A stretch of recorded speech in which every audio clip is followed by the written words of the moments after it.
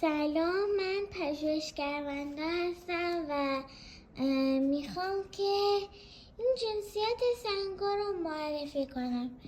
این یه سنگه که شبیه مرواریده ولی تو نور نمیدرخشه. رنگش که مثل مرواریده و یه بارم توی مغازه یه عالمه از اینا دیده بودن که میدرخشیدن، ولی از اینا هم راجبشون میگم. منم قبلا از اون دستبندایی داشتم که تو شبا میدرخشیدن ولی سی ثانیه دیگه خاموش میشدن.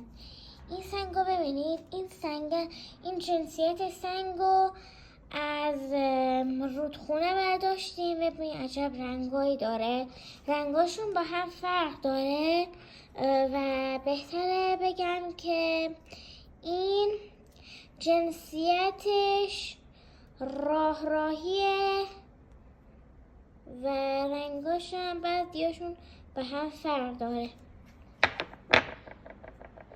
حالا بریم سراغ این یکیه که واقعا رنگاش مختلف هم که نیست ولی با رنگای دیگه ای که روشه برابره. و این یکی سنگه. این سنگه هم که خیلی خوبه، جنسیتش عالیه ولی یه کمی هم خوشگلیش کمه. حتی این صدفه رو نمیدونم جنسیتش چیه ولی بعداً میدونم. اما بگم که این یکیه رو برداریم. این واقعا درخشانترین سنگ جهانه. فکر نمی کردم از این سنگ ها بتونم استفاده کنم ولی این تقلب کاریه. سنگ ها هیچ وقت برقی نیستن، اونا فقط اکلیل میزنن. این یه سنگ قرمزه.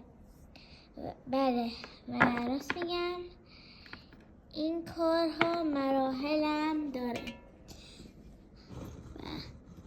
عجب سنگ غول پیکری، اصلا نمیدونم از کجا اومده. و این یکی صدفه.